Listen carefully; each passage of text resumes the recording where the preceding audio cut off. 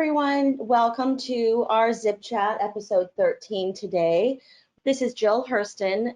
I'm the marketing director at Accelerate. We're so happy to have you all join us today. So with that, I'm going to turn it over to our host, Hemant Elhans. He is the president at Accelerate. Hemant, over to you. Great. Thank you, Jill, for getting this kicked off. And I'm so excited to have this topic covered in this ZipChat format for us. Many of you, like us on this panel, have been around software industry for many, many years, and microservices has been a hot topic for well over a decade now. But this micro frontends is a relatively new term that started cropping up in my radar within last 12 months.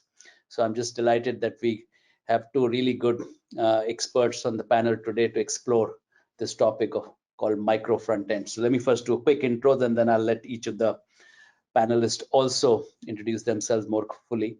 So Luca Petzalera is the principal solutions architect at AWS, and he's, in my opinion, somewhat of an authority on this topic of micro frontends. I got exposed to this topic thanks to a podcast that Luca was on and spoke on. So I'll let him talk a little more on his intro in a minute. And then I'm delighted to have Ben Battle. I worked with Ben for a few years. Ben is a seasoned technology leader, has been there, done that in many, many companies. So great to have two real experts to explore this topic with us. I'm more of a outsider, new to this topic. So with that, let me let each, Luca first, you, and then Ben, introduce yourself, and then we'll start the exploration. Yeah, thank you very much for having me. It's a pleasure being here, and thanks also for defining me an expert on the topic. So my name is Luca. I'm, as you said, the principal solution architect in Amazon. Before that, I was working as vice president of architecture in a company called The Zone. It's a streaming platform. And there basically is where I fostered the idea of Micro Frontends. Where it allowed us to scale the organization end-to-end using microservices and micro frontends from few through tens of people to hundreds of techies. And we were able to use them not only on web, but also on TV applications.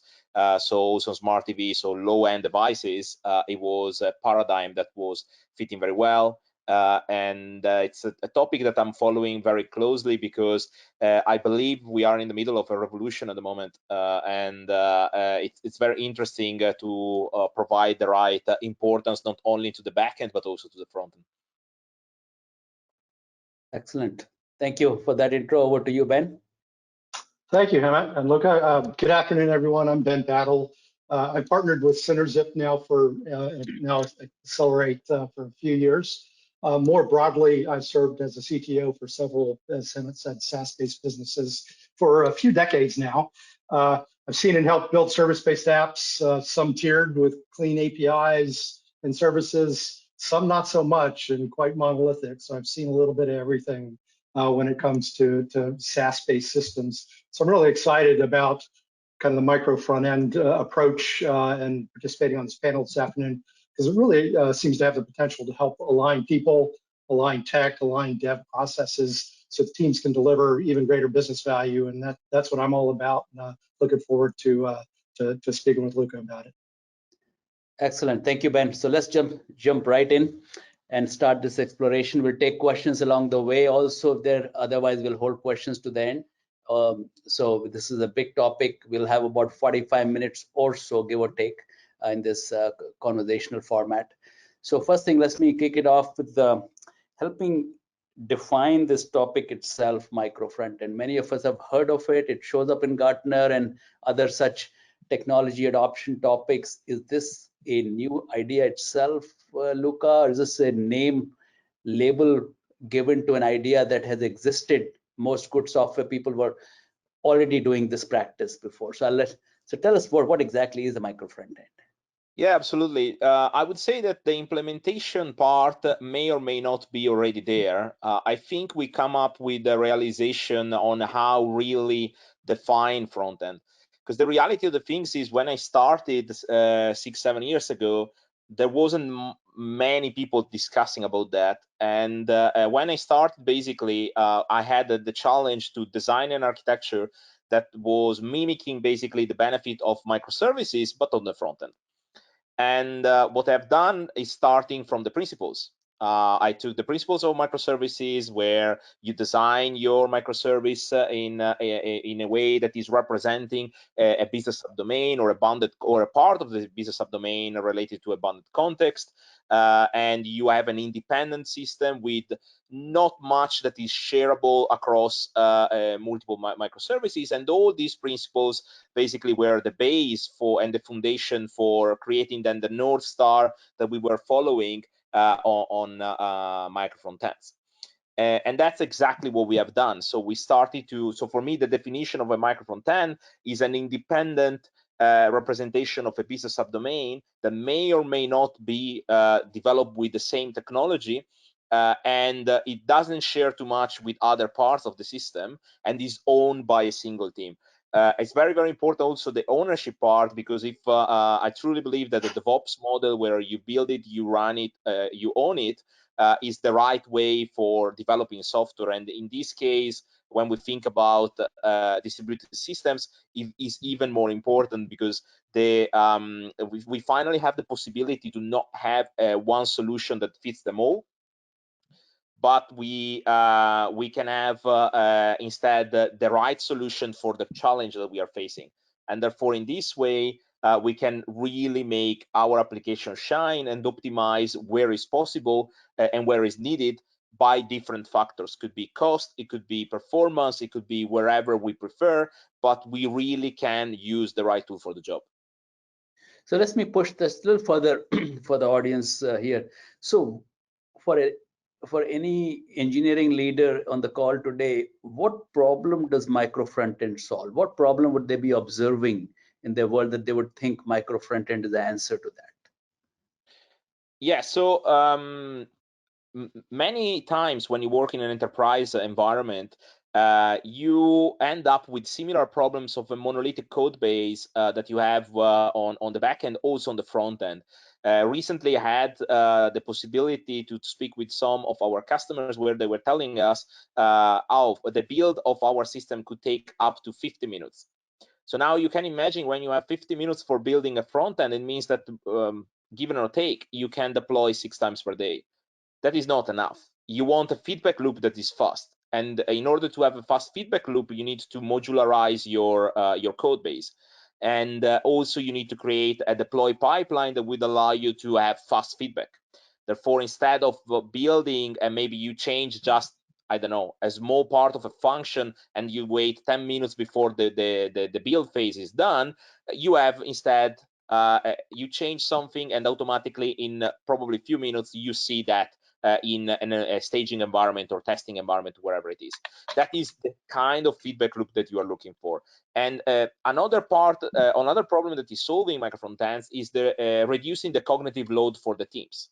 If before a team should know end-to-end the entire code base and at least have a sense of what was happening in different parts of the application, now they became domain experts on an area of the application, and they can take their own decision on how to make their business domain really shining. And finally, it's solving an organizational problem, because the reality is, when you have tens or more people or hundreds of people that are working on the same code base, and maybe in a distributed fashion, it is complicated, because you maybe define some patterns or some best practices at the beginning of the project, and in a couple of years those best practices are obsolete, or you can apply different solutions that are making your application better. But for creating a cohesive and coherent code base, you need to stick with the initial ideas, because otherwise the refactoring would take too long, and you need also to ship features. So for all those, let's say, challenges, I think a distributed system like Micro Frontends can really help. Excellent. This is very helpful, those 3 things you listed. Let me let Ben explore this further. Sure. Look, I'm interested a little bit more in kind of the how and the what, and how you kind of start getting into this. And I'll kind of preface the question around, if you're building a system from scratch, that's one approach, versus refactoring. How do you think about this in those two contexts? Yeah, absolutely. In my experience, starting with a monolithic code base is still a valid point. I'm quite against saying, oh yeah, we need to start a new project. It's going to be massive in a few years' time. Let's go with microservices, micro frontends, because in reality, there is an intrinsic complexity of the architecture that is not related on the development phase, where you are definitely simplify because the bounded context that you create is small and the team can really develop the best that you can. But then behind that, you start to have, let's say, observability. You need to take care about consistency. You need to take care about deployment and build and testing and so on and so forth. So there are a lot of aspects that then start to be impacted. And yes, you are simplifying the development, but there is all the rest of the software development life cycle that could be impacted. So in my opinion, refactoring is definitely the best position for micro frontends, mainly for another important reason, because usually you start identifying what are the boundaries of your micro frontends, and for identify the boundaries, you need to be a domain expert. So you need to understand deeply how your application product, in this case, is working. You can, if you start from scratch, you can rely on the product team and start to have a take from understanding from them how they envision that the user will use their product. But if you start from an existing product, you can really, through metrics, you can really understand how the application is consumed. And sometimes, in my experience at least, I have seen that the product people envision one scenario, but in reality, the user are doing something else.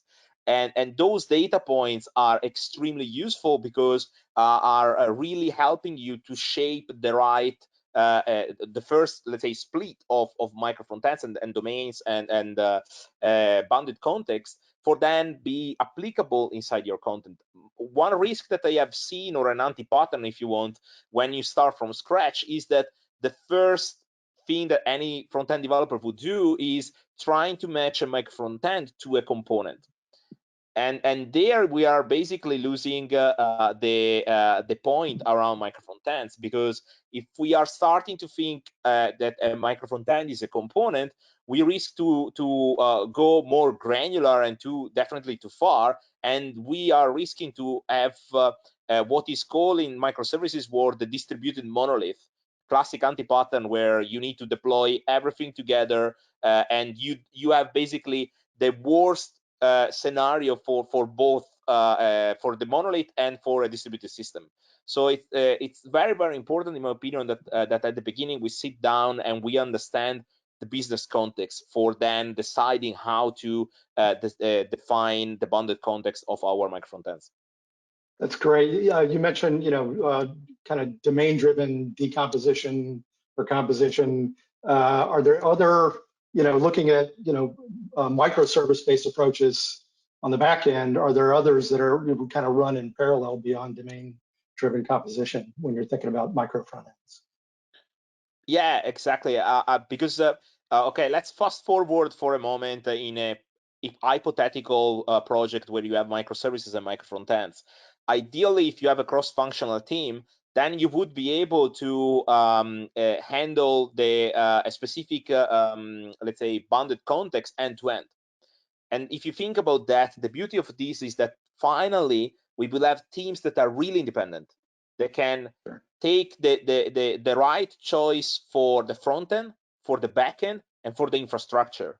So they can basically, in an enterprise environment, became a small startup that are expert on a specific area. They have their input and output, obviously, of their bounded context, and we are familiar with them when we think about microservices. So therefore, we need to identify what are the input and output for communicating inside the system. But in reality, if you think about that, the power of having a team that doesn't have external dependencies and that can really take ownership of what they are doing end to end is extremely powerful. Yeah, indeed. Very much so. How about, is this an all or nothing approach? Perhaps, this is more of a, legacy refactor type of question, but is it something you can start to do partially? I think about approaches to kind of rebuilding back-end monoliths into service-based architectures and things like a strangler pattern. Can you think about micro front ends in a similar way when you think about, refactoring? Yeah, absolutely, and I think is one of the thing that made me very proud the moment that we were able to create a strangler pattern for Micro Frontends, because and also canary releases. And in my last project, we were able using Lambda at the edge to shape the traffic towards a specific version of a Micro Frontend or the legacy project, based on the country of the user or the browser that we're using. Oh, wow. And it was fantastic because, as we know on microservices, when you have canary releases, you can really shape the traffic, and then if something is wrong, you just say, okay, so the new version has 0 traffic, and we go to the old version 100% of the traffic.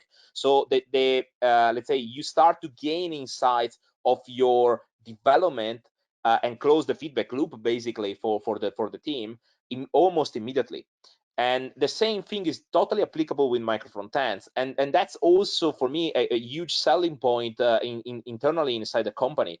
If you think about let's say enterprise applications where you have like these massive monolithic code bases that you need to refactor end to end for migrating, for instance, not to a new framework, but the same framework or a newer version, that could take potentially months, if not even years sometimes.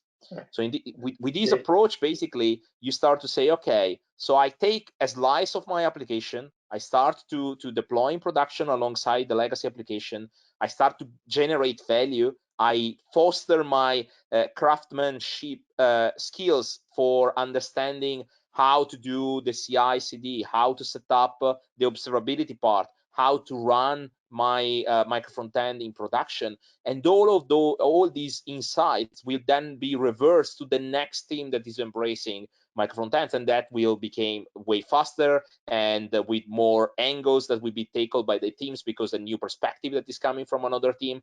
So all this stuff will be very valuable, and you are generating immediate value for your users. That at the end of the day is the whole point why we are writing code.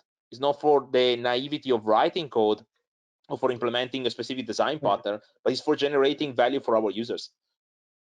Absolutely, yeah, it's a good segue in thinking about users and the user experience. Kind of an approach that directly kind of segments different components or different services that all combined make up that user experience. How do you deal with consistency across teams? And this is kind of a user experience question, but also maybe a little bit. We don't have a whole lot of time, but maybe a little bit on how do you share across teams or code something as basic as authentication? Across different micro front ends. How are those types of things handled? Yeah, absolutely. So I think we need to talk a bit about the sharing part, and then going more in deep about authentication, that is one challenge, and the design system, that is the second challenge. Sharing overall is absolutely fine with micro frontends. The problem for me is understanding when to share, because very often people tend to say, oh, I see two occasion of the same code in my code base, then let's abstract that and maybe I can reuse across the project. Unfortunately, in my experience, that is not always the case. Very often, instead, you have two occasions in your project, and off you go, that's it. So you have done an abstraction and making your code more complicated just for the naivety of creating that, but not for a real use case. And therefore, for me, it's very, very important that we abstract when it's really needed, because the wrong abstraction is definitely more expensive than code duplicated. And that's the first point that we need to make. Therefore, usually what I say is if you have a very complex component that you want to share or a design system, those are definitely good use cases for sharing code. But otherwise, it's bad. So if you want to optimize for speed and you want to optimize for, let's say, people, the teams, independency of teams, you really need to allow a certain degree of duplication, because it's not always a bad thing. You have time after for rationalize and create consistencies if needed. But at the end of the day, you need to allow the team going with at his own pace, and not being every now then disrupted by, oh, I have an external dependency, now I cannot finish this feature because another team has to provide me, I don't know, a specific component. Two more quick ones, and I'll hand it back to him. What level of kind of decomposition? How micro does a micro front end get, or should be?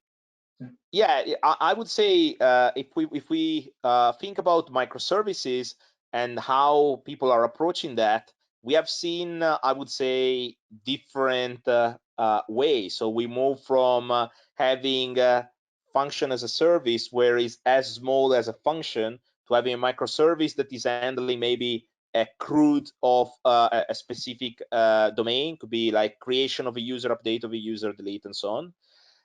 Or we can go on what they call recently macro services, and there are some teams also in enterprise customers that are using. I'm thinking currently about Uber, that there are a couple of teams that they prefer to use one unique instance of their domain instead of segmenting in multiple microservices, because they didn't find, let's say, the use case of splitting up further.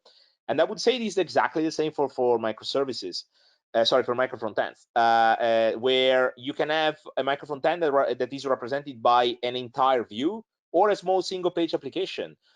Or it could be as granular as something smaller, like imagine like a large e-commerce where you have hundreds of people working on it, and you have like your micro frontend that is present in multiple views. Imagine, for instance, the review micro frontend, or the suggestion micro frontend, where you have like product related to a specific thing. So these kind of let's say micro frontend could be also multiple inside the same view, or just one per view. Yeah. So it doesn't eliminate the ability to develop single page apps. You can work this. Not at all. And once again, if we look from the perspective of a business domain on a specific context, because that is very important, the context should drive how far you go with your granularity. If you understand the context, you understand the domain, then you are capable to say, in my specific use case, a small single page application can be represented by micro frontend and can be handled by one single team that is doing everything. On the other side, I would say you can have an extreme use case where I want to have multiple micro frontends because I see a lot of reusability of them across multiple views and multiple parts of my application, and I know the multiple teams will handle that. Therefore, in this case, I can go more granular. I personally think that it's very, very important that we spend time understanding the context, because it's very difficult in architecture this saying this is the only path to take. For me, often architects reply with it depends, because it's the reality. The context is driving the decision that you need to make, and if you don't understand the context, you cannot say this is the right trade-off for this project or not. All right. I want to yield the questions to him. Thank you so much. Yeah, thank you. Thanks, Ben, for that line of questions. Let me come back to and push for a little more clarity on this topic, which I am struggling with. I'm not sure if others may be also. That when we talk about bounded context, Luca, in this, are the bounded context in the front end somewhat independent from the bounded context idea on the backend side, meaning the front end you can partition into bounded context, let's say ABC, and on the back end where teams have been doing the microservices, let's say they they break up the bounded context in X, Y, Z, and then expose it via APIs and all that. So, I mean, is that right thinking, or is it more that the bounded context have to be end to end, front end to back end? No, you can have different bounded contexts inside the same subdomain. And API contracts is a nice way for breaking apart the front end and back end. So in that case, what you could do is either let's say the payment subdomain, and inside the payment subdomain, obviously you have different bounded contexts where the back end can differ from the front end. Maybe the front end can be let's say coarse grain, the granularity that they're going to take, and in the back end will be more fine grain. And that is absolutely fine. You have an API that is basically the front end and back end, and the important thing is that you have all the team that is developing that specific subdomain working all together. The beauty of this approach also is the fact that you don't need to have microservices and micro frontends together. You can have a monolithic code base on the back end and micro frontends on the front end. It's absolutely valid point, because in reality, again, the context is telling you what you really need to optimize for. Where is your key differentiator? And in my opinion, the beauty of having an API with API gateway or a backend for front end, you have multiple patterns that will allow you to decouple and assign the responsibility of handling the API layer to the front and the backend team. It's up to the pattern that you're going to decide. But the beauty of this is that you can really slice end-to-end your application, and you can work with cross-functional teams or components teams. In our case, for instance, in my previous job, we were working with components team, because the moment that you start to have, so we were targeting, as I said before, smart TVs, console, web, and mobile, and different type of front-end applications. And you couldn't fit in a team all the expertise, because there were too many languages, and therefore we have to structure the teams in components teams. So that we had a web team for the catalog, but we have also the Roku team for the catalog, and we have the Android team for the catalog on mobile, and so on and so forth. So as you can see, you can apply those concepts on a variety of language, because the architecture at the end is not related to a framework. And the important thing for me is to stress the fact that there isn't, let's say, the perfect solution. Obviously, I would lie if I tell you, oh yeah, you can use I don't know, plugin architecture and on the back end, that you cannot use that or with micro frontends. It's not true. You can always find the right trade-off for doing these kind of things. But the reality is, you really need to understand what is also the impact on the organization. Because when we are saying those kind of things, use slice in this way, use slice in that way, use microservices, micro frontends, one of the main challenge on overall is also having let's say the flexibility to set up your organization in a way that this architecture model we are going to strive and work properly. Because architecture, organizational structure, and the communication between teams are three parts of a system that are going hand in hand. You cannot design architecture in isolation, and you cannot design an organizational structure in isolation. There is no way that is going to work.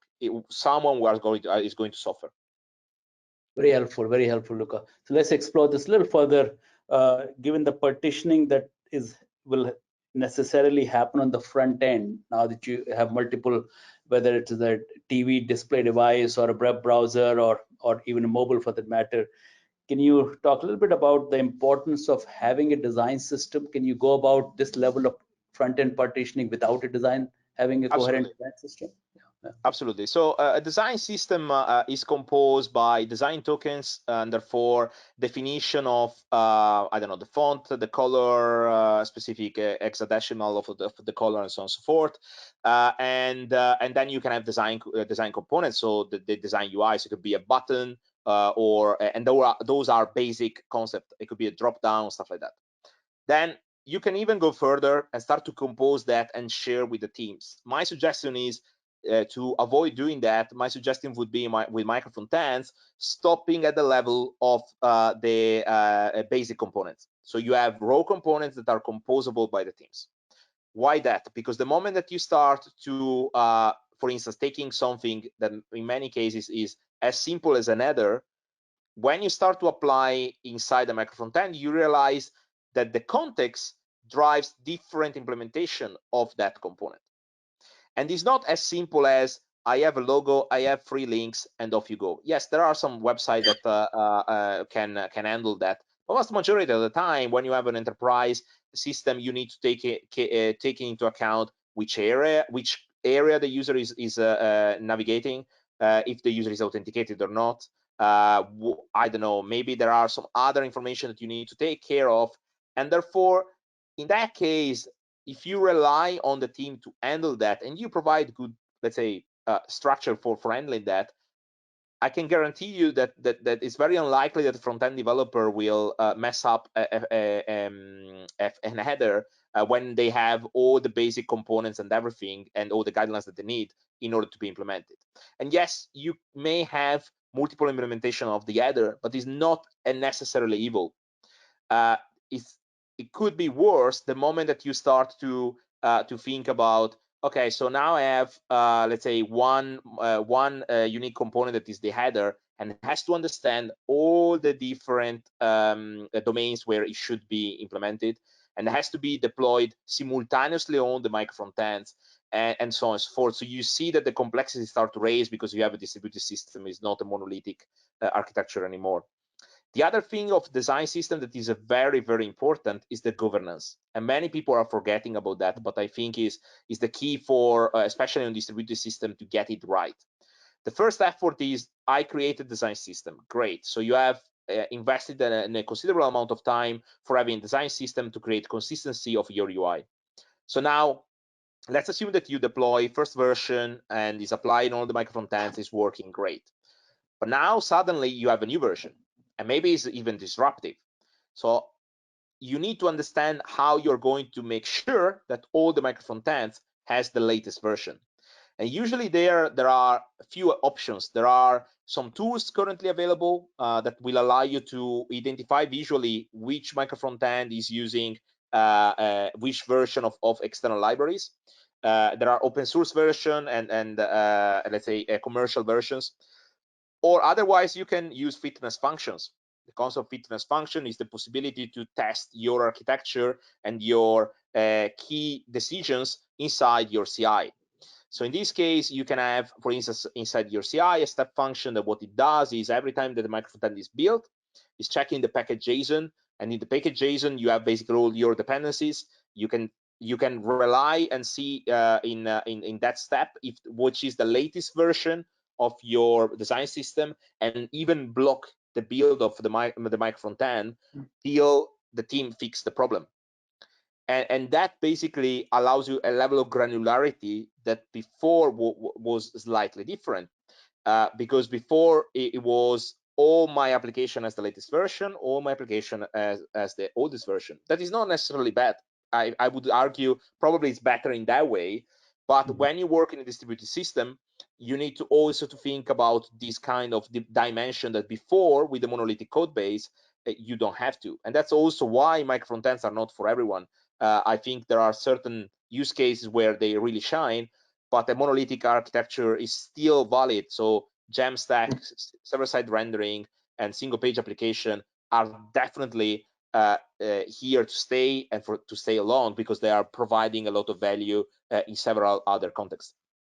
Makes sense, makes sense. Let me let Ben follow up on his line of questions from there on. Yeah, thanks, Aaron. I want to kind of explore a little bit, kind of, the level of granularity again, and this concept of sharing. And, back to my question about authentication, critical services that, managing user context, other things like that. Do you make that part of one of your teams for Micro Frontend? If you're trying to avoid sharing at a bigger component level, how do you address functionality like authentication? Absolutely. So usually in that case, an authentication with, let's say, some of the most common authentication partners using maybe a JWT token or a session through a cookie. Those are, if you think about that technically speaking, the moment that you are storing that in a cookie or the moment that you're storing in local storage or session storage, those are accessible by the entire application. So the logic would be, if I have a micro frontend for authentication, the moment that I have authenticated the user, I can take the token and store in a cookie, or that is let's say the most secure way, or local storage or session storage. At that stage, I can delegate to the authenticated area to rely on the fact that there is a token there, and the authenticated area what it does is checking that there is a token and pass this token on every API call. So in that case, you maintain the security and you have these, if you want, global context that is by design available in every browser. And it could be that in our case, for instance, on TV, not always you had the local storage, so you need to store inside the operating system. That was a different kind of problem. But in reality, on web, is extremely easy. You take a token, store in a cookie, everyone has access, and by convention, you know that authenticated areas will pick up the token from there, and then they consume that, they use that in the header and the bearer token for consuming APIs. Thank you. Thank you. A little bit on the technology. There's this notion of, being technology agnostic, across teams, meeting different teams can use a different version of JavaScript or Angular or one React, one Angular. Can you speak to kind of the pros and cons of that? It sounds a little scary promoting, kind of lots of different frameworks in the same user experience. Interested to hear what your experience of doing that has been. Absolutely, and it is scary. The problem is the community thought that Micro Frontends was a good mechanism for mix and matching different frameworks. I truly believe that the same things. So technically speaking, let's start from this point. Technically speaking, in a single page application, you can have React and Angular working together. No problem at all. No clashes, and it will work. And how many companies are doing that? None, because they know that performance is a problem. The same thing should be applicable for Micro Frontends. The fact that you can, it doesn't mean that you have to. So my point of view is there is one or two scenarios where I can see this working, but with a limited amount of, let's say, different frameworks or same framework with different version. That is usually when you migrate from a legacy application to a Micro Frontends one. In that case, because you know that is for a certain amount of time and is not forever, you can rely on the fact that you have two frameworks that is downloaded to the user. Is not optimal, but the benefit of having the fast feedback loop and gaining insight in production are definitely overcome the performance issue. And bear in mind, if you structure very well your front-end application, also the legacy one, with the latest caching strategies applied by the browser, CDNs, and also origin, different origin, you can really avoid to have too much chattiness on the loading stuff, because the browser nowadays, by default, the moment that you cache, I don't know, React or Angular, they cache it, and next time that you're asking is not even going to the CDN. They are retrieving directly from the browser. Therefore, it doesn't even do a round trip. Very good. What are the downsides? There's pros and cons with microservices. What about micro front ends? Downsides, complexity definitely is one, because here we are not simplifying. It's like with microservices, right? So you start to have a similar complexity. How to handle observability, how to make sure that when there is a live incident, you assign the problem to the right team. And consistency is another, UI consistency may be another problem. So you may accept or not, it depends company by company, that maybe one micro frontend has the latest version of the design system, maybe another one is not. The other challenge is around CI/CD. So you need to foster and iterate to have a fast feedback loop. It's not a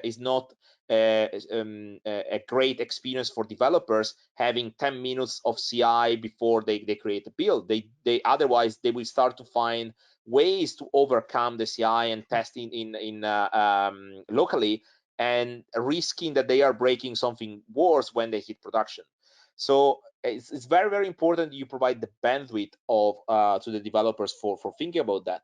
And also, I think another important topic that at the beginning for me was very natural, but I have seen customers that at the beginning they are not thinking about that, is the concept of decentralization. So now with the distributed system, instead of having the tech leadership that is taking all the decisions, you are decentralizing the decision making to the teams. Obviously, based also some guardrails. So you start to say the tech leadership, so architects, tech leads, principal engineers will be responsible for the right outcome for the user, and they will provide obviously some guardrails and how to optimize certain code. I don't know, evaluate design patterns that can be applicable in multiple domains, stuff like that. But now you are basically delegating inside certain boundaries the decision making to the teams, and then you need to accept them. And it's not always easy to do that in organizational structure that are very hierarchical.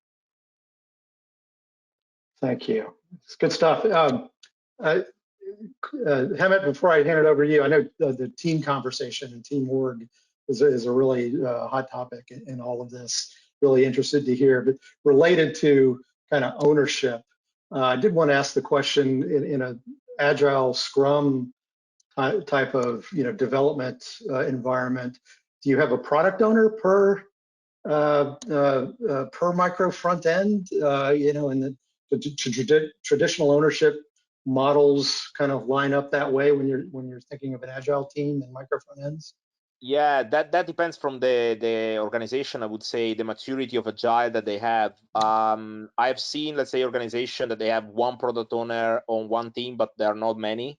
The vast majority of the time, product owner is shared across, I don't know, 2 or 3 teams, not too many, because otherwise it could be, let's say, quite complicated to handle. But usually with similar domain. So for instance, if we think about payments, then we have different teams that are dealing with that specific, let's say, subdomain. Then the product owner will lead that part, and we created stories and everything for having a cohesive let's say, point of view for the user, because at the end, the product owner is representing the user in this case. But in general, the approach that we are taking normally with Scrum or Kanban or whatever other agile methodology you like to take is not going to be impacted at all. I think is more interesting to understand the communication flows between teams and trying to avoid external dependencies, because that is something that usually disrupt the morale of developers and also slow down the release of new features. Gotcha. Yeah. Hammett, take it away. Let's explore this further. This is a good logical kind of a progression of this team structure topic itself. So in the beginning, you said one of the reasons to do micro frontend is to be able to have more scalable, less coupling between the teams, and be able to have teams work independently and pick up speed. So can you explain a little more, maybe through an example, perhaps, Luca, to take a complex front end, and how do you partition them across logical teams, like you said, maybe a header team or something like that, and then push that thinking further into your idea that you have touched in another podcast, the inverse Conway maneuver, kind of connect these ideas for the engineering leaders who are trying to figure out how do you structure your teams to take advantage Absolutely. of it. So let's start first of all defining what the Conways Law is, I would say. And the Conways Law states that you usually tend to design your system based on your organizational structure. It's not new. It was created in 1974, if I remember well. So definitely has a few years. And this is quite true. I think we are starting to realize and see it in action in quite few places. And usually and there isn't nothing wrong. It's an observation, right? So that's the way how we are used to do that. Or there is the opposite way. So we design an architecture and we restructure our organization for mimicking what the architecture is doing. And also in this case, there isn't nothing wrong with that. It's more unlikely, I would say, because obviously you are impacting a lot of people, but it's an observation in either case, so Conways Law and inverse Conways maneuver, that has to be, let's say, acknowledged by the architects and the team that are working on this. Therefore, for me, for instance, when I started my first project with this approach was studying how the user was interacting with the application, and also knowing the requirements and the goal that every single product team would like to have on a specific area of the application. There are several ways that you can handle Micro Frontends, and I created like a mental model called the decision framework that you can read more on Medium or in my blog post around that. But the interesting part for me is starting to understand how the user behave. And what I have experienced, for instance, was that we had like millions of users every day going to the landing page, then a drop of 30% or more or less on the sign-in, sign-up experience. And from there, a new user had another drop of, I don't know, 20, 30, I don't remember exactly, but a certain percentage. So that means that the new user, before seeing the authenticated area, only one on two would see the authenticated area. And in a million of users, it means that 500,000 of users has to download all the code of all the applications, and they will never benefit from it. They just download it. With Micro Frontends, what we started is, okay, let's try to be smart. So we have millions of customers going to the landing page, and we want the landing page to be loaded as fast as possible. That's the first Micro Frontend. And then we did the authentication Micro Frontend, where we had the sign in, sign up, payment, retrieve email, retrieve password, and then we have the authenticated Micro Frontend. Then we have customer support, we have the chat, and we started to basically, based on the numbers that we have seen, starting to slice our experiences. And suddenly what we discovered was an authenticated user it's very unlikely, like it was less than 10% was moving away from the authenticated area. So that means the SDK for the credit card, the SDK for PayPal, and all the other payment methods we had, all the information that were stored in the authentication area landing page or other areas, they weren't downloaded anymore. So finally, the user was just downloaded what was needed for accomplish his own user experience. And that for me was, let's say, great, because then on low-end devices allowed us to introduce new features that before we couldn't, because the memory footprint was occupied by code that at the end was dead code inside of the machine, because the user that was authenticated didn't want to go out from their authenticated area on I don't know, a set-top box that you basically use a remote for navigating the application. Yeah, no, this is very, very helpful, tangible example of how you go about breaking in the team. Let's kind of start winding down. I think we're at 48-minute mark, and we can go on and on this topic, but I think we've got to respect the audience. So any kind of anti-patterns and things you see that teams who get excited after hearing all this and jump on the bandwagon, what to guard against, what not to do? The first for me anti-pattern is trying to map Micro Frontends to components. I think you really need to sit down and understand for your context what a component is and what Micro Frontend is. As a rule of thumb, I would say that when you start to have let's say an element, let's call it that way, that is extremely extensible, you are implementing a component, because otherwise it means that basically it has to live inside a specific let's say domain, and the domain often is injected or is the parent object that is, or the host of this element has to know enough for orchestrating the component or the element in this case. So that is a component. The moment that you have a Micro Frontend, usually you have a communication that is happening with other part of the system through event emitters or a pub sub pattern, whatever it is. Could be event emitter, observables, or whatever it is. Global state is another anti-pattern, because if you do the effort of splitting up multiple micro frontends and you load them in the same view with let's say a shared state, you are invalidating all the effort that you are doing. You are basically going against, once again, to the distributed monolith. I would say the other anti-pattern that it's more organizational. You don't think that you need to change anything because you are changing the architecture. In reality, it's very, very important that you go hand in hand when you decide to change architecture, also to revise not only once, but constantly, and maybe every quarter or every 6 months, the organization structure, because business is evolving and what we are building are live systems. And we need to, let's say, match or trying to be as close as possible to the business needs.